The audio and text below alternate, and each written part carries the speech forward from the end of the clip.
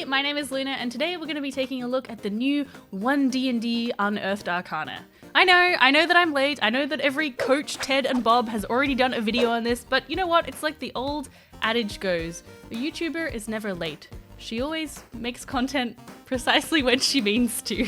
Does that work? I don't know. It's not a very good joke. All right, I'm really excited about this. I've just seen a few smatterings on Twitter, but I haven't really seen anything to do with this, so it's gonna be exciting. Okay, let's go. Now we stand at the start of a new generation of Dungeons and Dragons, and today we're going to introduce some of what's in store for us as we embark on an initiative that we call One D&D. We did a smart thing with production 5th value edition is by listening to the fans. And what came out of that process, we are no longer in the position where we think of D&D as an addition. It's just Really? D&D. Just pause. I feel like maybe this is just because I'm involved in the D&D industry, I suppose.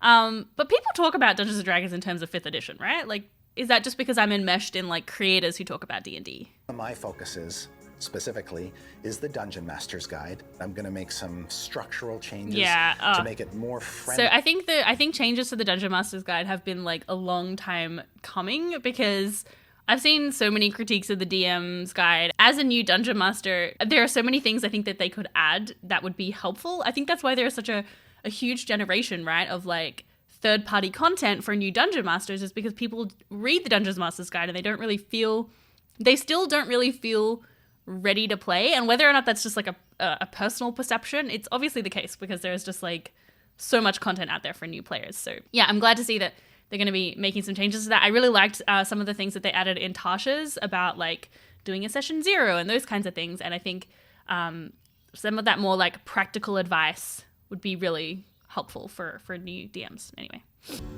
Currently, players are cobbling together all kinds of different apps and websites to have a true integrated D&D experience. What we want to do is actually just provide all the tools that the players need to play themselves in one space. Right now with the Yes, I am so excited that we're going to have a digital platform specifically built for Dungeons and Dragons. Now, I know that there's probably going to be a lot of concern around that and a lot of worry about microtransactions and how that's all going to work and stuff. I'm hoping that it's going to be good.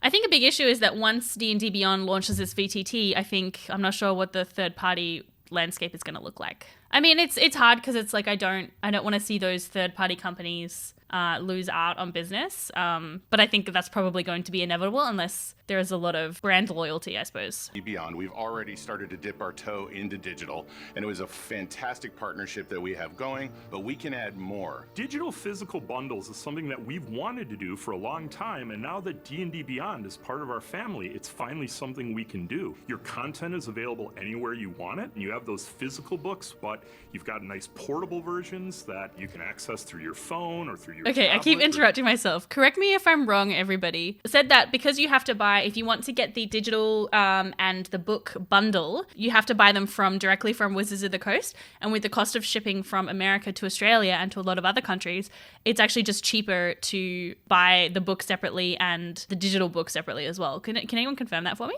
It's $42 US shipping. Are you kidding? That is so much money. I don't understand why they can't provide an Australian distributor or something. That's just wild. I will say the one good thing about Wizards of the Coast having really high shipping is that it means people are going to be more likely to buy from their local game store, which is something that I would like to see. Personally, I don't love that in order to get the bundle, you have to buy from Wizards of the Coast. I just think that is just such a blow for game stores who could really benefit from something like that. And I know that there are logistics with handling how you give out access to the digital copies once you buy a book from a store. But, there are ways around these things. There are solutions that I'm sure cannot be that hard to implement. Okay, moving on. Through your phone or through your tablet or through your other device. Then our future-facing aspect of this is the D&D Digital, which will become a full play space for you to have experiences that are more immersive. Right now we're in early development of our digital experience. We can play a game, roll some dice, see the miniatures moving around in a 3D play space. but that's just the core of it. We chose the Unreal Engine for several reasons. Reason number one, make it look dope. That's the first thing. It does look pretty dope. Is take care of the lazy DM, because we're all lazy DMs. Yeah, not so sneaky Sly Flourish. Okay, this is actually what I want to talk about, because the VTT stuff looks really cool, and the 3D space stuff, and I'm honest, like, I'm very excited for it, but I'm also very cognizant of the fact that so many third-party companies, small companies, indie companies have been working on these solutions for years, and then, you know, Hasbro, essentially, Wizards of the Coast, is going to come in and basically take all of the work that they've already done, package it, repackage it. Obviously, they're doing their own development. You know, they're not just like taking something, but, you know, they're taking those core ideas and those solutions that have already been created by indie companies, and then they're going to be just, you know, distributing it in like a corporate way, which is probably going to cost more than those other things. It's probably, so I feel very mixed about it. Like Tailspire, for example, I haven't used it. I know lots of people use it though. It looks amazing, and obviously that's a small company, and people are just going to use the D&D Beyond VTT if they might not have ever heard of Tailspire when it comes out. So that's kind of, yeah, I'm into, and like the fact that they even said the lazy DM, I mean, that is such a brand name for Sly Flourish that you cannot say the phrase lazy DM without thinking of Sly Flourish. And so even that feels like, you know, we're making tools to help the lazy DM. And it's like, well, Mike's already been doing that for over a decade, you know, or more. Anyway, those are my thoughts about it. It's a little bit conflicted because the idea of having everything in one spot is very appealing to me and very exciting to me. I do get very overwhelmed at the thought of having like multiple apps going at once. So if I just have like one place where everything is, like, that is very good for my brain. But yeah, it makes me feel a little bit sad that all these people who have worked so hard on this for so long maybe not going to benefit from this. Really, it's you shaping the next generation of Dungeons and Dragons, and we want to hear exactly what you have to say. Playtesting starts today. Go to dndbeyond.com, download the playtest packet, and get ready to let us know where you'd like this next leg of the adventure to go. Okay. I'm excited to see them actively talking about, like, I always thought that I couldn't play this game, you know, from people of color, marginalized cultures, things like that. Like, I'm glad to see them actively talking about that like, we want to make sure that those people are represented in One D&D. So I think that's really great. I think there's still lots of work to do in that regard. Obviously, I'm a white woman, so my perspective is not, like, going to be the most helpful, I suppose, because I don't have that lived experience. Basically, all I can do is just I make sure I try and listen to what a lot of other creators, POC creators are saying, marginalized community creators are saying. All right, we should look at the Unearthed Arcana, One D&D playtest materials. All right, this document is the first in a series of Unearthed Arcana that presents material designed for the Player's Handbook coming out in 2024. The material here uses the rules in 2014's handbook, except where noted. There are character races, character backgrounds, starting languages, feats, rules glossary. Please read this is playtest material sidebar. As in, please don't take any of this as note. Yeah, so this is probably something to say up top, is that just to remember that this is the first draft. I mean, it's the first draft that we're seeing. Obviously, I'm sure there have been many drafts before this. It's the first draft that we're seeing. We still have a long time before this stuff is going to be official. I guess just keep that in mind when you're reading through this stuff, and remember that, like, if you would like to have your thoughts known about the thing, then do the survey, because that's the best way for you to say, I don't like this, I do like this. So after choosing your character's class, it's time to consider the character's origin. Who are the character's ancestors, and how did the character spend the years leading up to the life of an adventure? It looks like they're tying ability scores and such to your background. I like that. Because I've always felt like, at least maybe this is just the way I've always built characters, but I've always felt like the background feels like a bit of an afterthought. Because it's the last thing that you add, like on the D&D Beyond character builder, it always feels like, oh yeah, background, like, oh, I suppose they're, you know, an urchin. Because I like the idea of really putting the background more at the forefront and being like, all of these things are informed by your background versus like, we just tack the background on at the end. From your background, you get a +2 bonus to one ability score and a +1 bonus to a different one.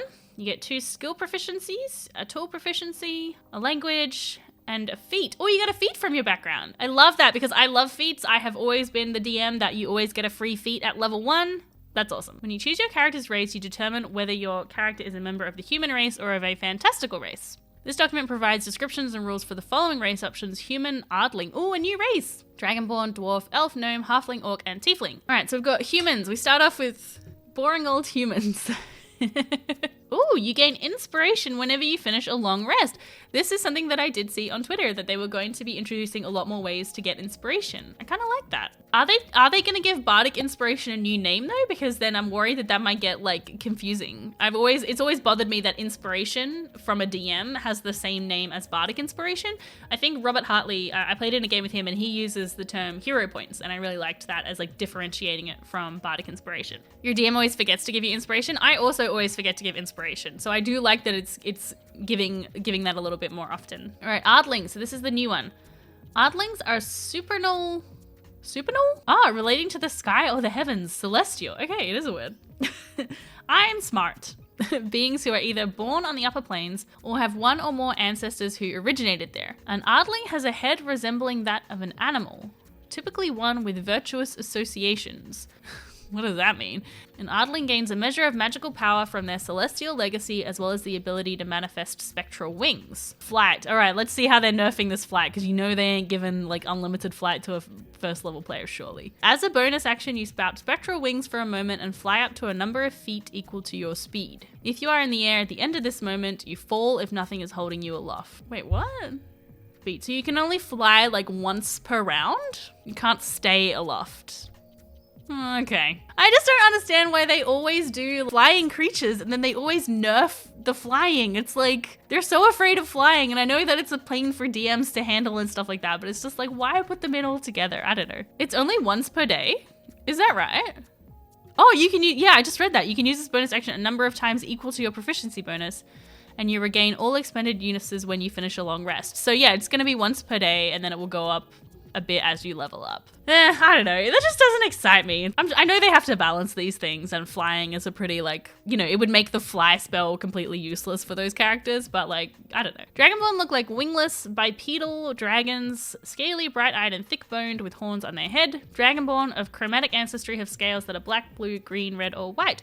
Oh, that's a change, right? Because I think before it was like they didn't have different scales. Is that correct? Am I remembering that rightly? All right, well, nothing really jumped out from the dragons to me. Dragonborns. Okay, dwarfs. They are medium creatures, 4 to 5 feet tall. They have dark vision, dwarven resilience still. All right, stone cunning. As a bonus action, you gain tremor sense. Oh, that is great, because I have, sorry, that was really close to the mic, had dwarves so many times in my parties that are like, can I use my stone cunning for something? And it just seems like such a lackluster feature. Okay, you gain tremor sense with a range of 60 feet for 10 minutes. You must be on a stone surface or touching such a surface to use this tremor sense. The stone can be natural or worked. I like that way more than the original stone cunning. I think that's awesome. You can use it, all right, elf. So you can choose to be a drow, a high elf, a wood elf. That's the same as usual. Oh, okay, so with your elven lineage, you get certain things. So the range of your dark vision increases if you're a drow. You know the prestidigitation cantrip. I feel like this is all similar, right? Wood elf, you know the druid craft cantrip. I feel like that's the same. It's interesting that so far the race lineages only seem like the race lineage bonuses only go up to 5th level.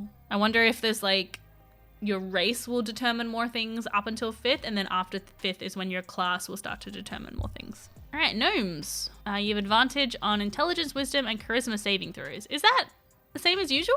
They just used to get advantage against magic. That's right. Okay, so yeah, the gnomes have been buffed a little. So for a rock gnome, you can spend 10 minutes casting prestidigitation to create a tiny clockwork device, such as a toy, a fire starter, or a music box.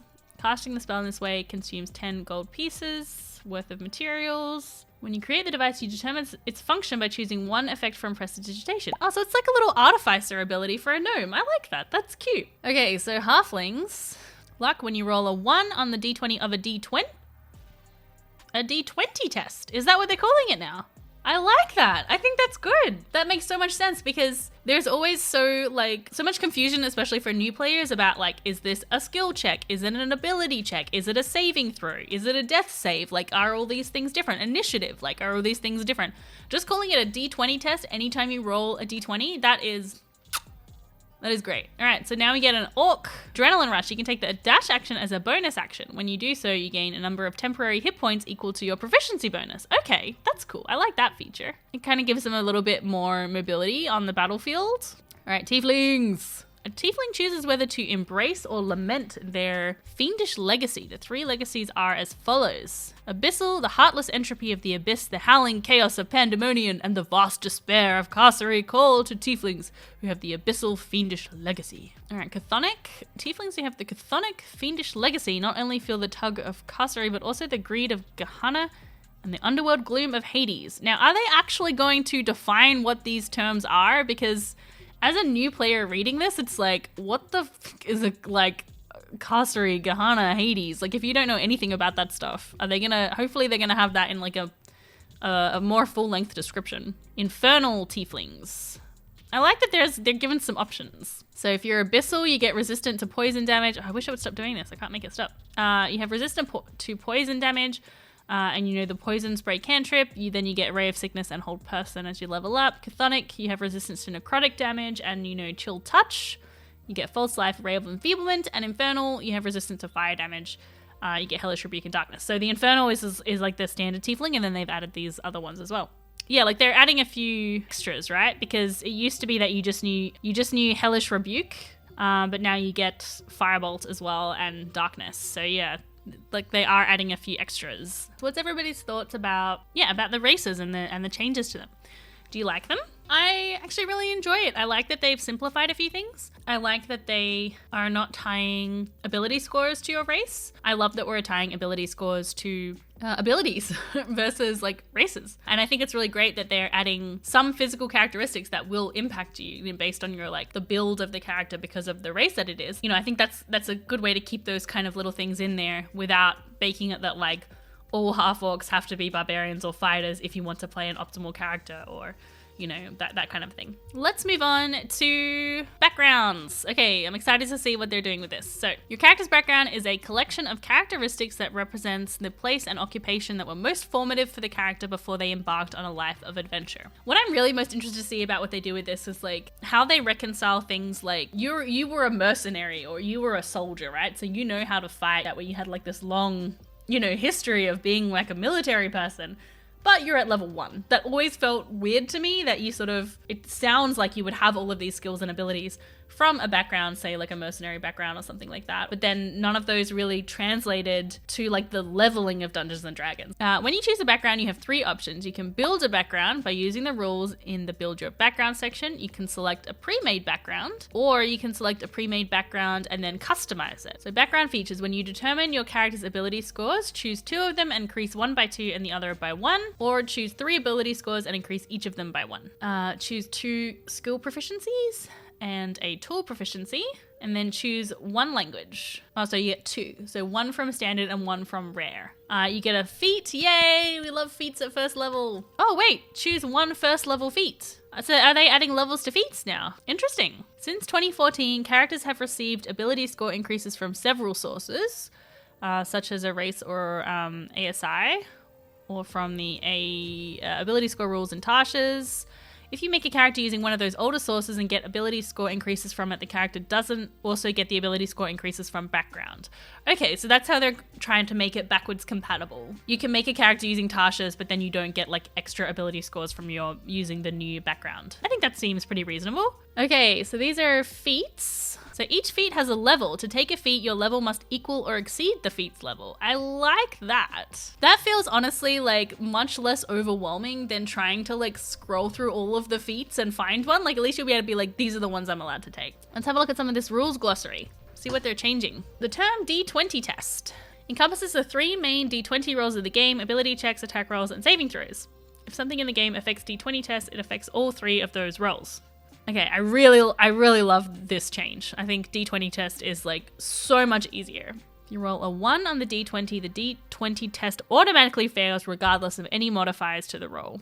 Yeah, this is where I saw a lot of controversy. If you roll a 20 on the d20, it automatically succeeds regardless of any modifiers to the roll. A player character also gains inspiration when rolling the 20 thanks to the remarkable success. Rolling a 20 doesn't bypass limitations on the test, such as range and line of sight. The 20 bypasses only bonuses and penalties to the roll. Okay, so what do we think about this? Because I'm in two minds about it, because I don't think I have purposefully done like critical fails, critical successes outside of combat, but I sometimes will honor them because sometimes you might get a natural 1 but you have like a +10, so you still manage to succeed on the save or whatever it is. But I think enough games are homebrewing, or just not even intentionally, it's just they perceive it that way, that a natural 1 is a failure and a natural 20 is an auto success.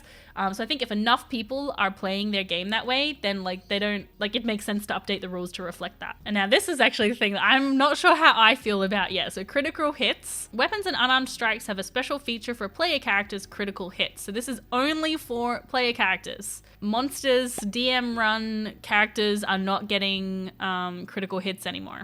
I'm also really glad that they are clarifying what it actually means to do double damage, because they never clarified in the original handbook whether you double the dice or you roll the dice and you double the total. And I think people are doing lots of things. So I like that they're being like, you roll the damage dice and then you roll it a second time and add that as extra damage. Because I personally prefer rolling the dice twice or rolling double dice, because it's like, yeah, I want to roll 20 D8 or whatever it is on a massive critical hit. However, it's interesting that they have said that spell attacks no longer have critical hits. I mean, as a dungeon master, it feels sad that you're never going to get a critical hit in, right? Because if you're a dungeon master, they're only DMs that you don't play very often, then you don't get that feeling of like, I got a natural 20, you know? Like, I don't know. I just don't know how I feel about that. And I think apparently I read that they're going to be changing the monsters and stuff so that the monsters will have like extra stuff to make up, I suppose, for the fact that they're not getting that critical hit. But like, I want to roll double dice as a dungeon master, please, sometimes. What's the justification for removing critical hits from spellcasters? Is it that they like spells? I mean, I don't know. I'm sure someone can tell me, but like, I don't know. Do spells on average do more damage than a weapon attack? I guess they do, right? Like, just looking at it from, like, a weapon attack might do like 1d10 and a spell might do like 2d10, 3d10 depending on the spell. So that makes sense. But then also like fighters and stuff get multi-attacks, and then you are effectively doing 2d10 if you can hit. So divine spells. Divine spell draws on the power of gods and the outer planes. Oh, so they're I heard about this as well, that they're changing the spells into like categories. Okay, grappled condition. Your speed is 0. You have disadvantage on attack rolls against any target other than the grappler. Oh, I like that. That's good. Because before it was just your speed is 0, right? Grappler can drag or carry you, but the grappler suffers the slowed condition. Oh, there's a new condition, slowed. So while grappled, you can make a dex or strength saving throw against the grapple's escape DC. Okay, so it's not a athletics or acrobatics check anymore. It's a dex or strength save against the grapple's escape DC. All right, well that's pretty much the whole document so far. Obviously, we just did a skim. I'm pretty happy with a lot of the changes that I'm seeing. I really like that like I've said, that they're tying backgrounds to ability scores. I think that's just much more intuitive and interesting. I'm excited to see like how people take the customizing your background, making your own background. I love that feats are getting more of a shine, that they're going to be maybe a little bit more, there's going to be a bit more spotlight on them, and that they're adding levels to them that just feels much more interesting. And I like that everyone is getting feats, because I just think that is a really fun way to give some uniqueness to your character. I love D20 test. I think that is such a great term, and like, it's going to make things so much easier for new players. I'm wondering and I'm hoping and I'm praying that they are going to change the terminology when it comes to spell slots and spell levels, because it's very confusing when you have like a 1st level spell slot but you are a 5th level character. Just building that as a new player is quite confusing. Yeah, I'm gonna have another read through this document and see what else jumps out at me. I'm sure I've missed heaps of stuff, but yeah. I will say I'm not a super big fan of the name D&D 1. I hope that is going to remain the like code name, just like D&D Next was for 5th edition, and hopefully, I mean, will it just be Dungeons and Dragons? How are they going to differentiate it from previous editions if they're trying to move away from editionless terminology? That's what I'm curious to see.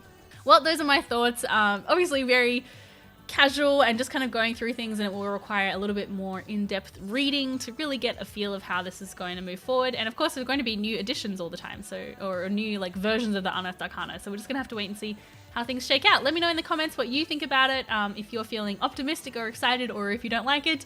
Yeah, and until next time, bye!